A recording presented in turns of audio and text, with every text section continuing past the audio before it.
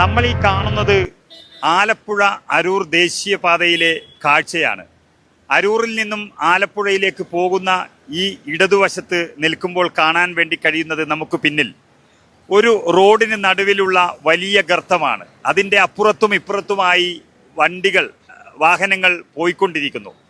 ഇതിൽ നിന്ന് അല്പമെങ്കിലും വേഗത കൂടിക്കഴിഞ്ഞാൽ ആ ഗർത്തത്തിലേക്ക് പതിക്കാൻ സാധ്യതയുള്ള തരത്തിൽ അത്രയും വലിയ ഗർത്തമാണുള്ളത്. നമുക്കറിയാം, എത്രയോ മരണങ്ങൾ. ഒരു നാടിനാവശ്യമായ ഗതാഗത സൗകര്യങ്ങൾ വേണ്ട എന്നല്ല പറയുന്നത്, അതിന് ആദ്യം കൈക്കൊള്ളേണ്ടുന്ന രീതികളുണ്ട്. ഇപ്പോൾ സംസ്ഥാന സർക്കാർ കേന്ദ്ര സർക്കാരിനെയും കേന്ദ്ര സർക്കാർ സംസ്ഥാന സർക്കാരിനെയും കുറ്റം പറഞ്ഞുകൊണ്ടിരിക്കുന്ന കുറേ കാര്യങ്ങൾ. ഒരു വലിയ ഗർത്തം അതിന് നടുവിൽ വന്നാൽ ജീവൻ ഇവിടെ ഹോമിക്കപ്പെടുമ്പോൾ ആരാണ് ഇതിന് ഉത്തരവാദി എന്നുള്ളത് അത് കേന്ദ്ര സർക്കാരും കേരള സർക്കാരും തമ്മിൽ കുറ്റം പറഞ്ഞതുകൊണ്ട് കാര്യമില്ല. ശരിക്കും പറഞ്ഞാൽ ഓരോ ജീവന്റെയും വിലകൾ അല്ലെങ്കിൽ ഓരോ കുടുംബത്തിന്റെയും അത്താണികൾ ഈ നടുറോഡിൽ ഹോമിക്കപ്പെടുമ്പോൾ സർക്കാരിന് എന്തു പറയാൻ കഴിയുമെന്നുള്ളതാണ് ചോദ്യം. നമുക്കറിയാം, ഇത്രയും വലിയൊരു സംഭവം നടക്കുമ്പോൾ ആദ്യം തന്നെ സർവീസ് റോഡുകൾ തയ്യാറാക്കി വെച്ചിട്ട് വേണം പണി തുടങ്ങാം എന്നുള്ളത് സ്ഥലം M P K C Venugopal തന്നെ പറഞ്ഞതാണ്. പല കണക്കുകൾ പ്രകാരം 30-ലേറെ ജനങ്ങൾ ഈ റോഡിൽ പിടഞ്ഞു വീണ് മരിച്ചിരിക്കുന്നു എന്നുള്ളതാണ് പറയുന്നത്.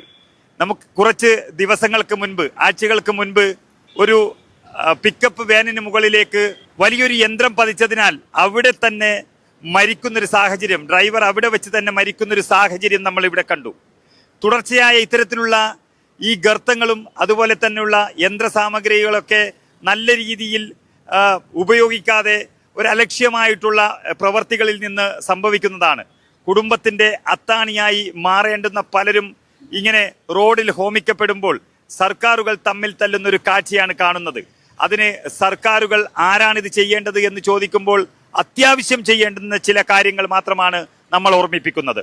അരൂർ കഴിഞ്ഞ് ആലപ്പുഴയിലേക്ക് പോയിക്കൊണ്ടിരിക്കുമ്പോഴാണ് ഈ ഗർത്തം നമ്മുടെ ശ്രദ്ധയിൽപ്പെടുന്നത്.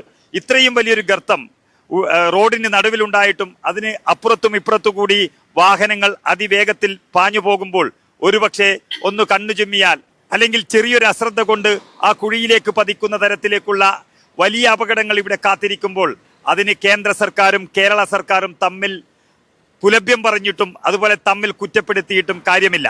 തികച്ചും അശാസ്ത്രീയമായ ഈ റോഡ് നിർമ്മാണം കൊണ്ട് തന്നെയാണ്, അല്ലെങ്കിൽ അശാസ്ത്രീയമായ രീതിയിൽ സൈഡുകളിൽ കൂടിയുള്ള അല്ലെങ്കിൽ സർവീസ് റോഡുകൾ ഉണ്ടാക്കുന്നതിന് പകരം ആദ്യം തന്നെ വലിയ പ്രവർത്തികളിലേക്ക് കടക്കുന്നുള്ളത് കൊണ്ട് ഒക്കെ ആയിരിക്കാം എം പി സൂചിപ്പിച്ചതുപോലെ, കെ സി വേണുഗോപാൽ സൂചിപ്പിച്ചതുപോലെ പലയിടത്തും അപകടങ്ങൾ കൂടിക്കൊണ്ടുവരുന്നത്.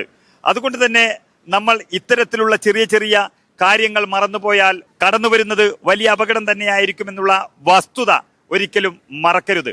ഇത് രാവിലെ തന്നെ റോഡിൽ വലിയ ഗതാഗത കുരുക്കുണ്ടാകുന്നതിന് മുൻപ് തന്നെയുള്ള കാഴ്ചയാണ് ഇപ്പോൾ കാണുന്നത്.